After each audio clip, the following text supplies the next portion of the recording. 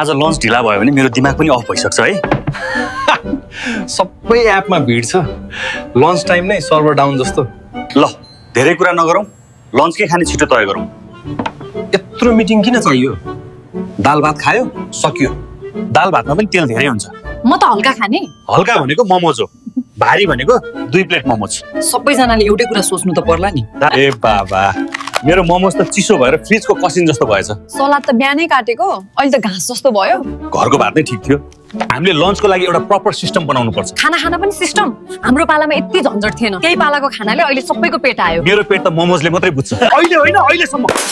ए बाबा, लन्चले मान्छे मार्ने भयो। हे भगवान, खानाले यस्तो बनायो। म बिहान 7 बजेदेखि केही खाएको छैन। ल शान्त हो, अहिले नै अर्डर गरौँला। यो मिटिङ क्यान्सल गरौँ। लन्च भन्दा गाह्रो मिटिङ रहेछ। अब त म भोकै घर जान्छु।